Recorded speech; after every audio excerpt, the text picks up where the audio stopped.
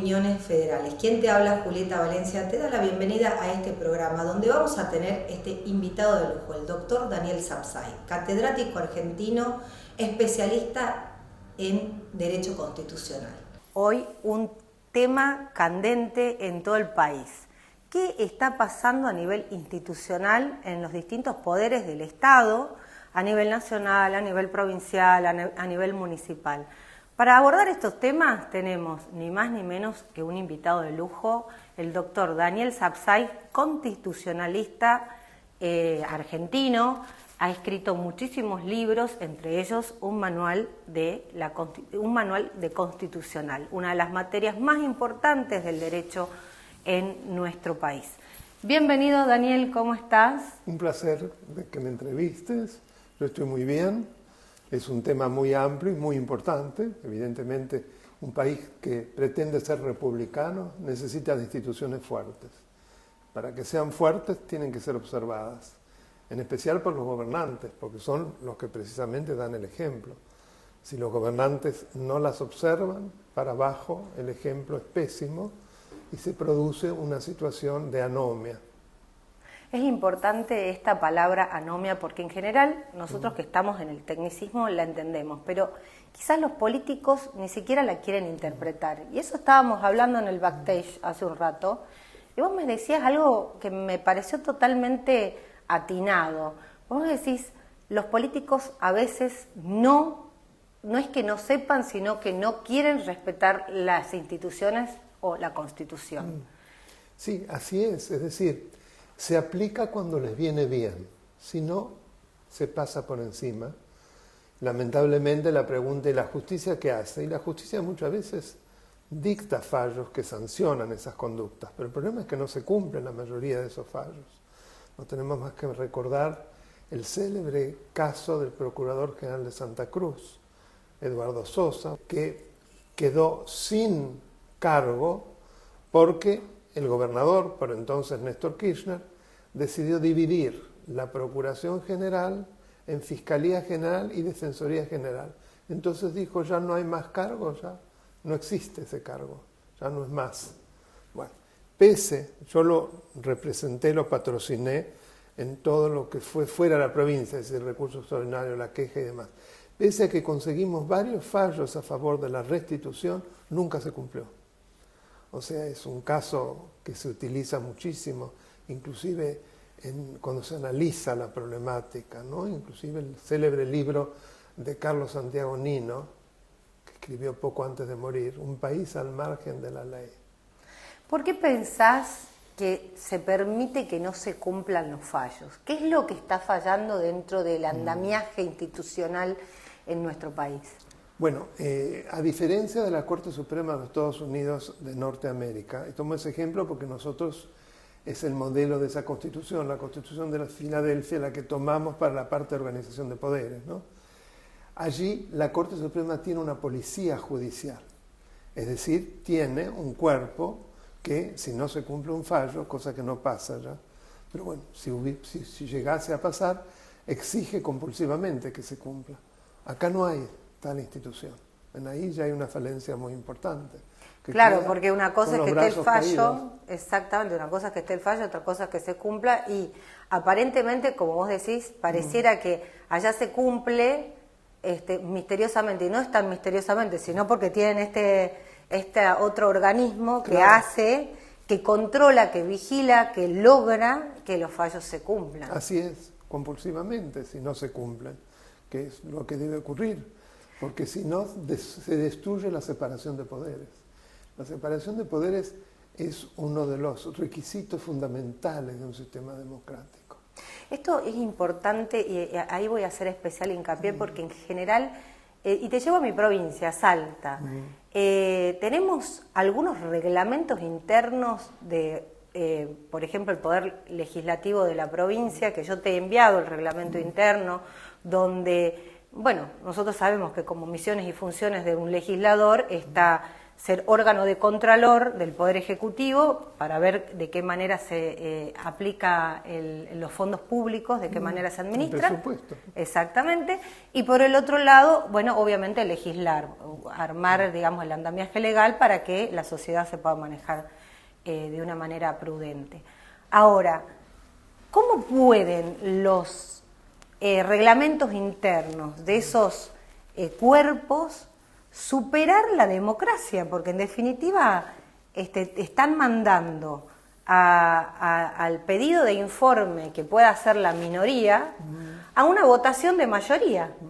Y ahí te quiero pedir especial atención para que vos me expliques qué es lo que está pasando ahí, por qué suceden estas cosas, qué es lo que vos ves que está pasando. Porque se tiene una cultura conforme a la cual quien obtiene la mayoría tiene un cheque en blanco para hacer lo que se le da la gana.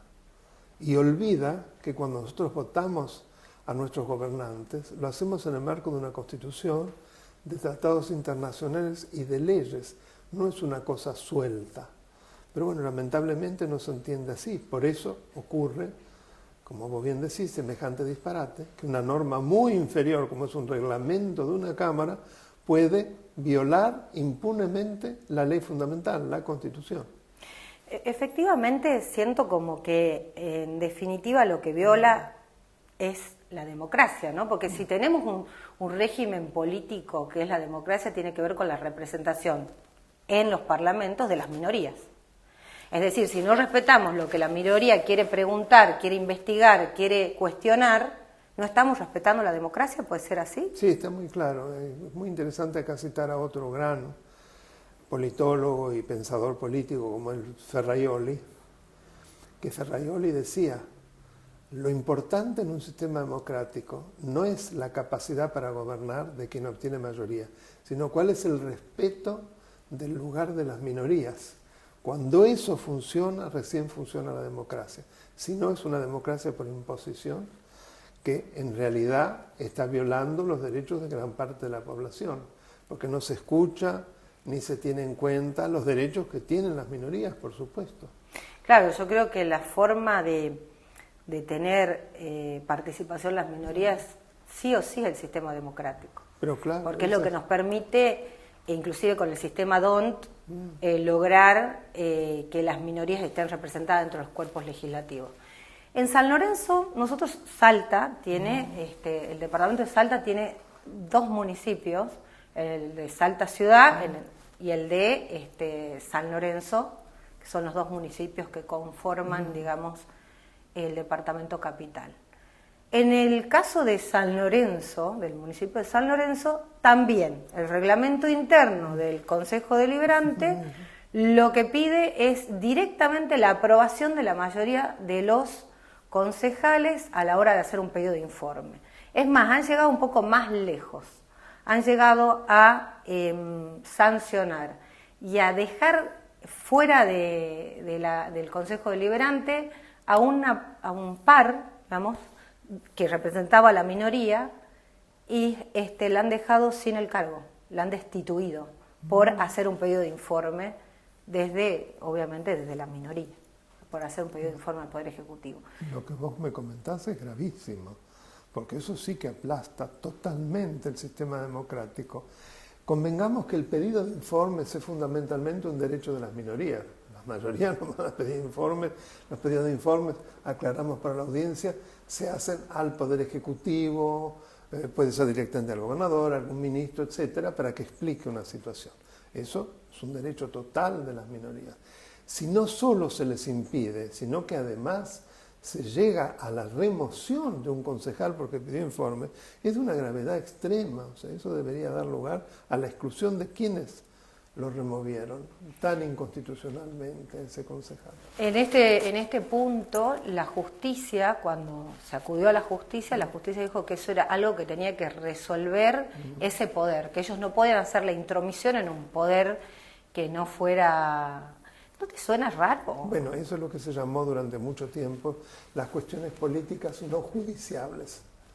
Es decir, todo lo que tiene que ver estrictamente con mérito y conveniencia es una decisión que estamos de acuerdo del cuerpo.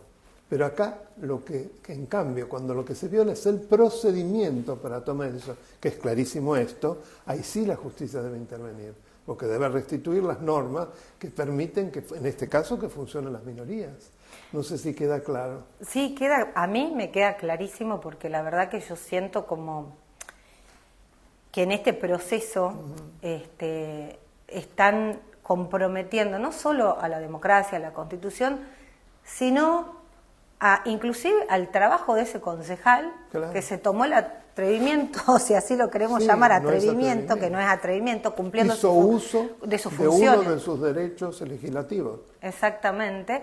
Y lo dejaron, no solo lo destituyeron, sí, lo dejaron sin voz ni voto, sino también sin salario, porque obviamente el concejal... al destituir pierde todo. Pierde todo. Sí, es realmente... No conocía el caso, muy interesante conocerlo, me parece una aberración que pocas veces he visto.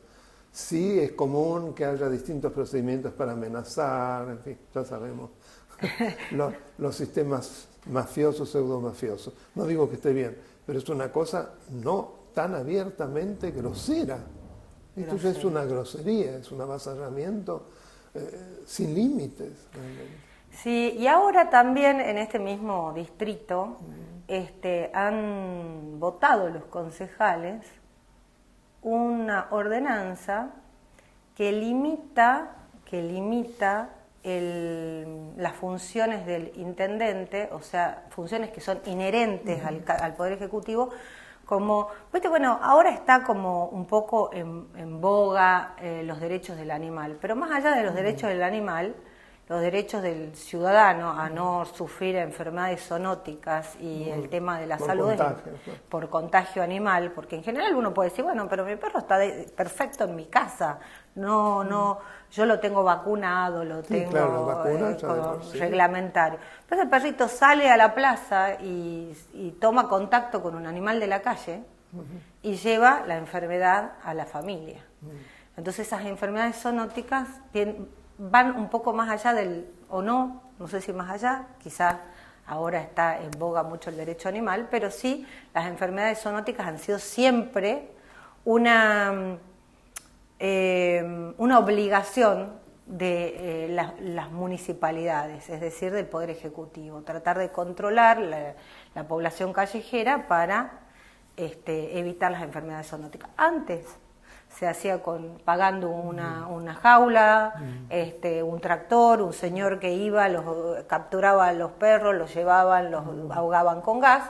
Hoy, mirando justamente los derechos del animal, se hacen castraciones masivas. Obviamente es responsabilidad del intendente del Poder Ejecutivo administrar los recursos para que esas castraciones se hagan y poder controlar la población animal. En el municipio de San Lorenzo sacan una ordenanza donde limitan las obligaciones del intendente, diciendo de que no tiene que hacerse cargo de la población animal de la calle. ¿En qué quedaríamos nosotros los vecinos, los ciudadanos, ¿Cómo quedaría nuestro derecho? Lo veo muy grave porque acá lo que está afectando es el derecho a la salud.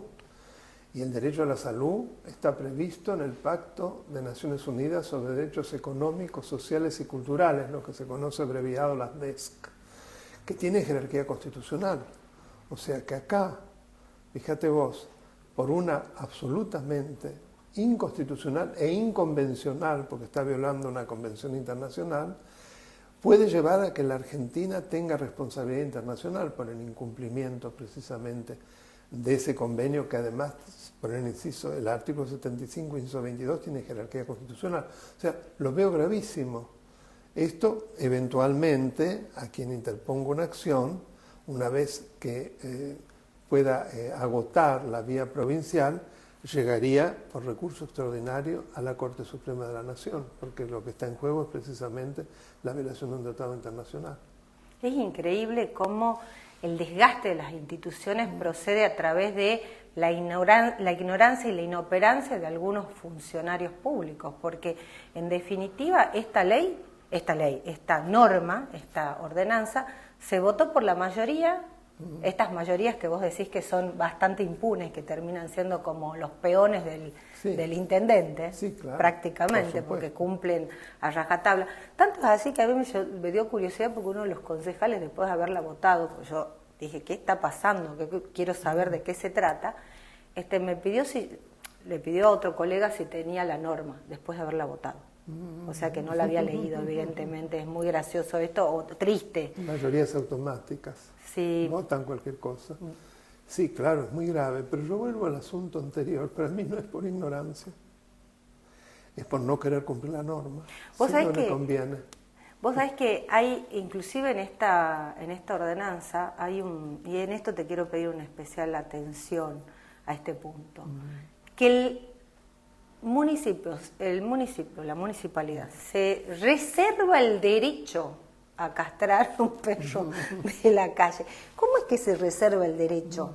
¿Cómo sería la reserva de un derecho cuando tiene una obligación el intendente? Claro, me parece inconcebible porque nuevamente se está violando el derecho a la salud, que no voy a repetir, pero que proviene de un tratado internacional, un pacto de Naciones Unidas que tiene jerarquía constitucional, luego de la reforma constitucional del 94.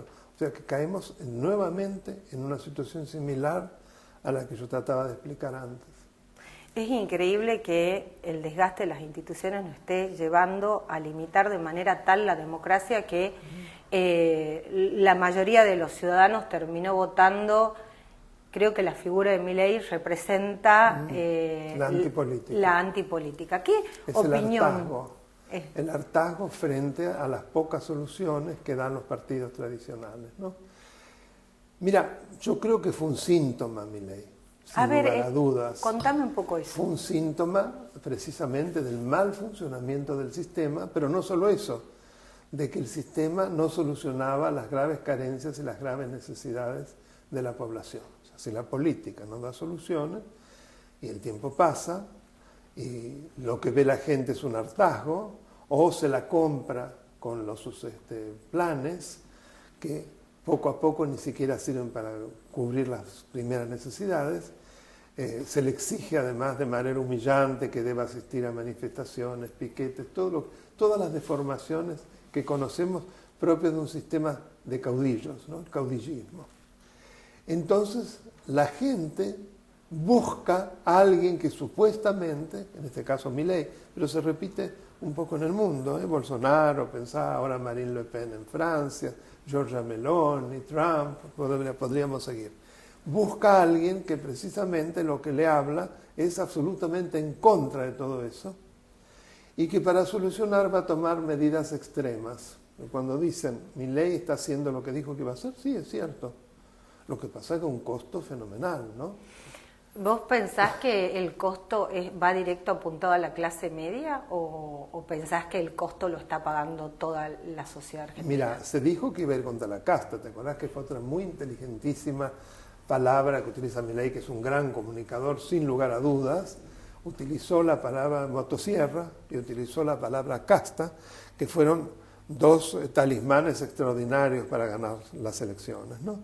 Él dijo que iba a ser así, pero lo que estamos viendo, yo no veo que la casta tal como él la designa sea tan sacrificada, más bien veo que los sectores menos favorecidos son los que están pagando más caro, porque fíjate que el ajuste lleva, yo leí ayer del especialista de La Nación sobre temas de consumo, que es un hombre tan lúcido, Oliveto, sí, Oliveto. Muy reconocido. Claro, sí, él decía, con cifras de censo, que en la ciudad de Buenos Aires, el distrito más rico del país, entre sectores pauperizados, entre sectores vulnerables, entre sectores de clase media descendente, supera el 50%.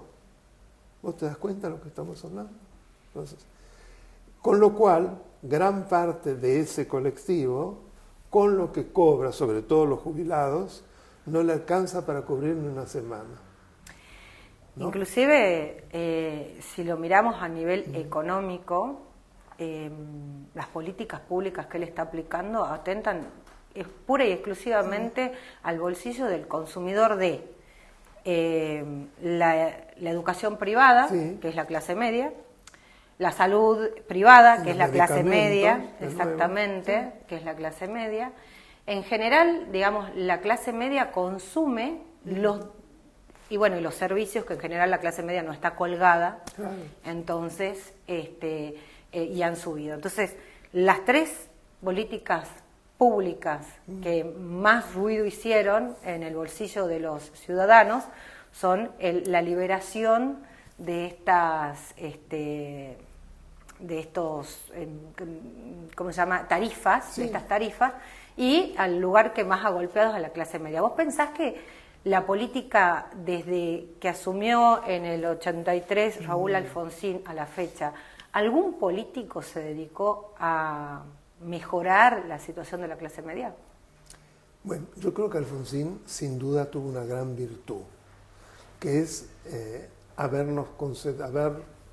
generado el marco institucional de una democracia, con la incorporación de los tratados, sí, ¿no? Lo poco que hay de democracia todavía, a mi modo de ver, se lo debemos a él, ¿no?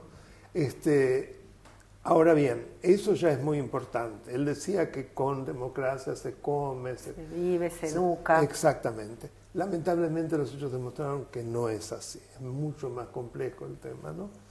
Pero lo que después fuimos viendo, y sobre todo con el populismo, que viene de la mano del peronismo, guste o no guste, es así, es que lo que se va pauperizando es a la clase media, es decir, se va cada vez más latinoamericanizando el país, un país que tenía como su enorme particularidad una clase media tan fuerte, comparable a los países más poderosos del mundo, comparable a la de Francia, a la de Italia, en fin, España. O sea, realmente estábamos ubicados entre las 8 principales potencias hasta el golpe de Estado del 30. Llevarlo, en cambio, a una latinoamericanización. ¿Qué quiere decir eso?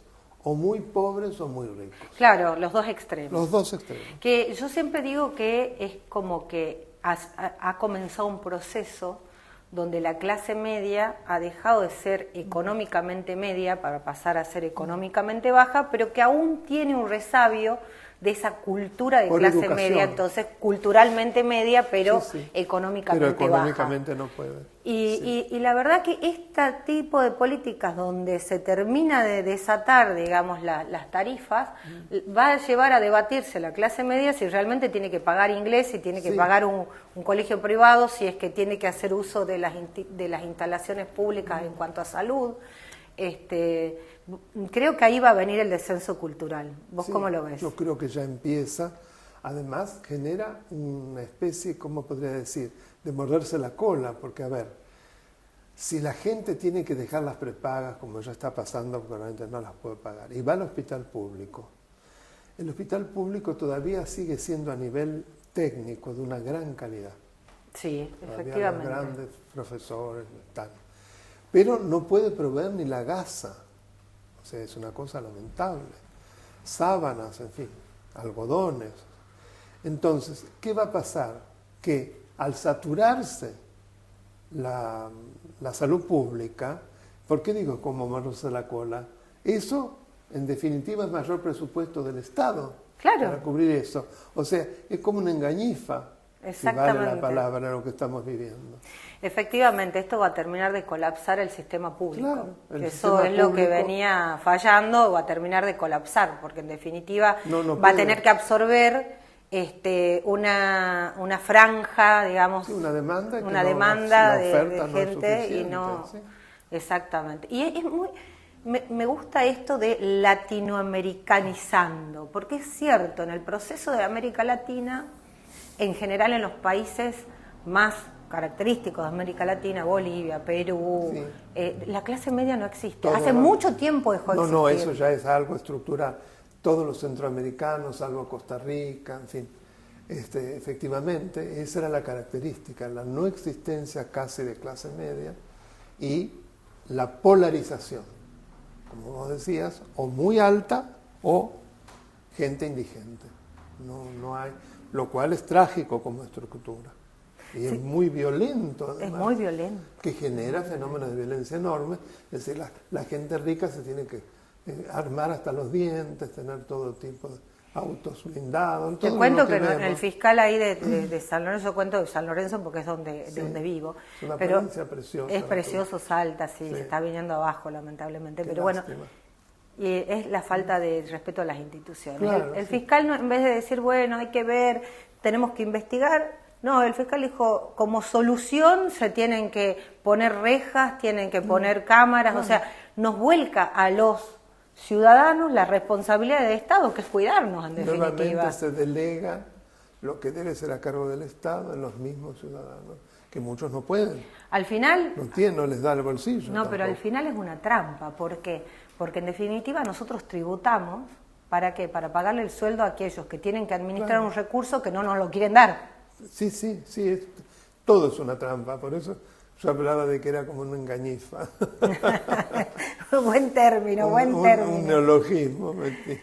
La verdad que ha sido un placer tenerte en el programa, que hayamos podido sobrevolar un poco todos estos temas que son fundamentales para lograr una democracia sana y un poco también ver la responsabilidad de los políticos que terminan, como vos decís, no siendo ignorantes quizás, sino no queriendo respetar las normas que deberían respetar. Que en definitiva tiene mucho que ver también con nuestra responsabilidad cuando votamos.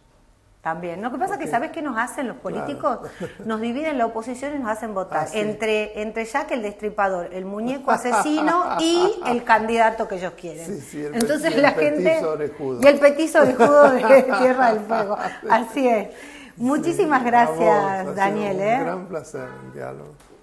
Muchísimas gracias a todos por estar ahí y nos vemos en el próximo programa de Opiniones Federales.